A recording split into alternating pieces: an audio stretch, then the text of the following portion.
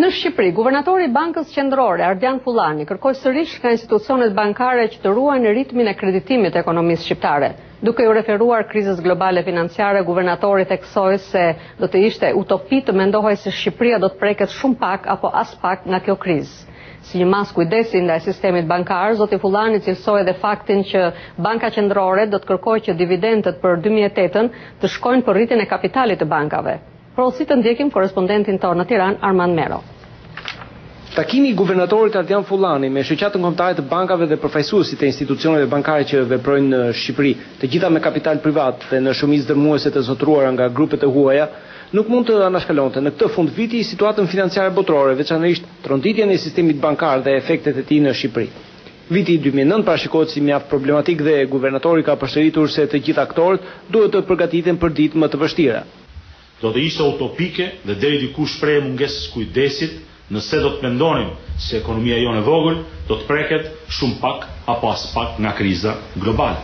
Vendi ynë, megjithëse një ekonomi e vogël, është i hapur me lidhje të shumta shkëmbimesh mallrash dhe fondesh financiare. Ai është pjesë tashmë e ekonomisë globale.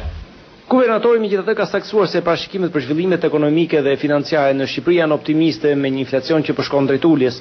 Ekonomia shqiptare sipas Fondit Monetar do të pësojë gjithashtu një tkurrje, duke qenë se kreditimi ekonomisë ndikon në rritjen ekonomike të vendit. Zoti Fullani ka përsëritur thirrjen që bankat të mos ulin në ritmin e kreditdhënies dhe që ato të jenë më të pavarura nga selit mëm për investimet e tyre. Një tkurrje e kredisë për ekonominë mbart rrezikun e veprimit të anasjellët të eklipsimit të kontributit të kredisë për ekonominë nga shpenzimet e sektorit publik.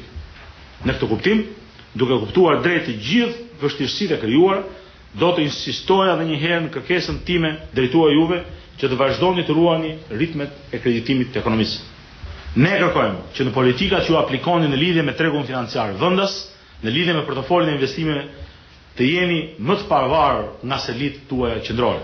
Ju jeni licencuar dhe operoni në Shqipëri, për rrjedhim ju keni në administrim kursimin e qytetarëve shqiptar dhe detyra themelore e çdo sistemi bankar është ndërmjetësimi financiar në vendin ku ato operojnë. Guvernatori Fullani tha gjithashtu se Banka Qendrore do të marrë edhe masa të tjera për të paraprirë mirë funksionimit të sistemit. Për të qenë më konkret, Banka e Shqipërisë do të kërkojë që dividendët e materializuar në vitin 2008 të destinohen për të rritur kapitalin e bankave që ju drejtoni. E kam përmendur vazhdimisht se sistemi ynë është i mirë kapitalizuar, por megjithatë, në kushtet aktuale e gjykoj si mas kujdesi rritjen e mëtejshme të kapitalit tuaj. Autoritetet shqiptare kanë pranuar se viti 2009 do të shoqërohet me një ulje të konsumit, por jo në përmasa të tilla që të dëmtojnë aktivitetet prodhuese. Efekti i parë direkt pritet të vijë nga ulja e dërgesave të emigrantëve. Në fund të mujorit të këtij viti ato pësuan uljen e parë të ndjeshme me mbi 100 milionë euro. Këto të ardhura në gjithë këto vite kanë patur një ndikim të madh për ekonomitë e shumë familjeve shqiptare dhe rënja e tyre mund të pasohet me një rritje të varfërisë së një pjese të mirë të popullatës. Për Zërin e Amerikës, Armand Mero, Tiranë.